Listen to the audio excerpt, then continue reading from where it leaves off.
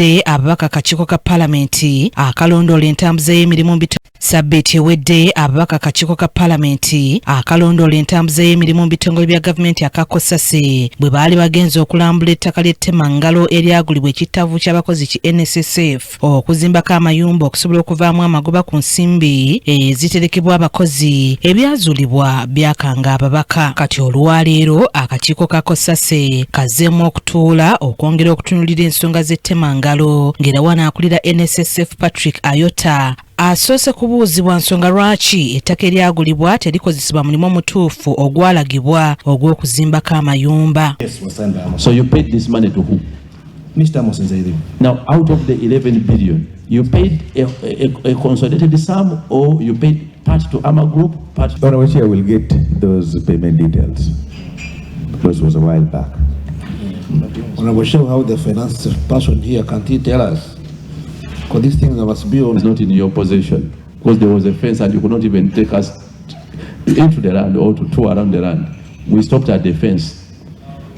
But it was plain land used for grazing and we could even see cows. How do you now relate it to, and where did you arrive at a swap when actually this is plain land? There is no property.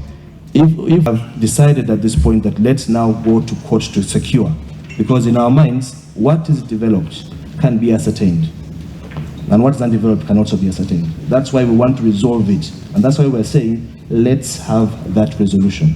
Ono mukwanukula ategeezezza nga bwe waliwo obuzibu ku ttaka lino oluvannyuma lwe yali baguza Amos Nzeyi ewamu okulikubako ekibaati nga tebasobola kulikozesa. The parties signed the memorandum. At the point of sale or after? Of sale. At the point of sale. Contemporaneously, together. Yes? Yes. So the sale agreement has 463.87 acres. Yes, Chair. Then they signed an MOU for 104.88. The MOU was saying what? That the vendor at the time intended to keep land that was developed and swap that developed land with undeveloped land, and therefore the fund would... So after selling, NSSF yagula ettaka eryogerwako ery'ettemangalo mu mwaka gwa 2008 okuva eri Amos Nzeyi ku buwumbi 11 kyokka ate oluvannyuma omugagga y'omu Amos Nzeyi n'afuuka omupangisa ku ttaka lino lye yaguza NSSF. And therefore there was a dispute as to we need our land because we paid for it, and that's where we went to arbitration. So you went to arbitration? Yes. After 6 months or later? After the 6 months. Yes. Now, just before we went into, just to recap, the land was all transferred into the names of the fund. At the point of sale? After sale. After sale, yes. The land was transferred to NSSF? Yes. Yes. Then we went into an arbitration. Now, just before the arbitration, there were obviously negotiations between the fund and Mr. Nzeyi on, we want our land. Because you were given a timeline within which to do it, you did not do it.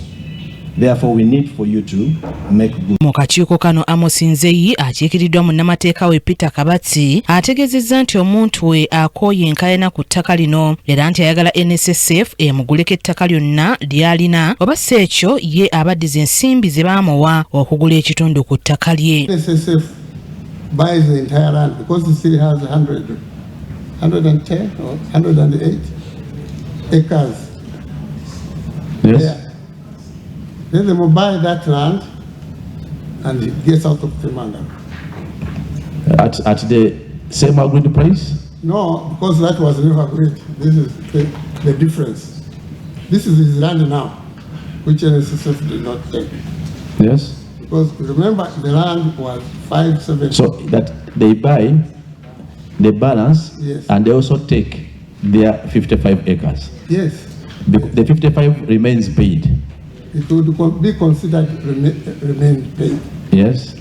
Wabula kino kitabudde ababaka. NSSF paid the money to Mr. Nzeyi, and Nzeyi used the money up to now, 18 years down the road, and he's still adamant about giving out the land that he was paid. That is being very unfair. Plot 20, plot 21, and plot 191 and even let go of the land, and he gave the titles to NSSF for transfer. How then did he go back and put his residential house on plot 12? Ababaka bategeezezza nti kino kiba kikolwa kya kwonoona nsimbi z'abakozi abatereka mu kittavvu okutuuka okuzza ensimbi nga tezikoze wadde amagoba. Okuva 2008 sente zaabwe tezirina value, tebazisadde ku mulimu gwazo mutuufu. 2008 paka leero emyaka giri 18 sente zaabwe tezirina kyezikola, zituddeeyo wa muntu, ennyumba yagyebakamu, yagenda n'azimba ne ku ttaka lya gavumenti watalina na kyapa kubanga ekyapa NSSF yekirina. Essaawa eno batugamba bazeeyo mu kooti okuddamu okugenda mu nteeseganya kikyamu. Twagala ttaka lyaffe. Okubiri kyetuzudde nti pulojekiti eno ey'ettemangalo oluguudo olutuukayo ate luyita mu ttaka Nzeyi lyakyasigaza. Kati nga pulojekiti yonna eriko amayumba enkumuli ne ssente ne percentage kwetuuse erekawo ebibuuzo naddala okuba nti weeri tewali luguudo olutuukayo. Batugambye nti bo balinayo olulala naye nga tebasobola tunyonyola puloti.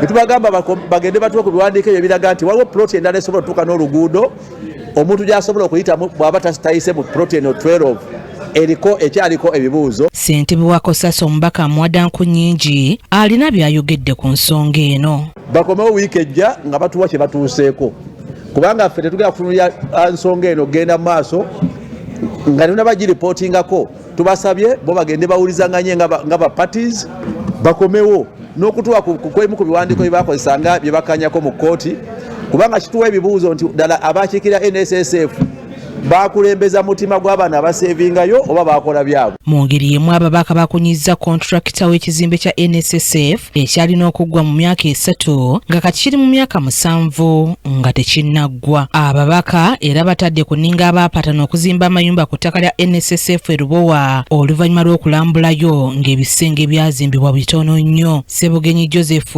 yakusakidde eggulire lino ku KTV Amalindirire.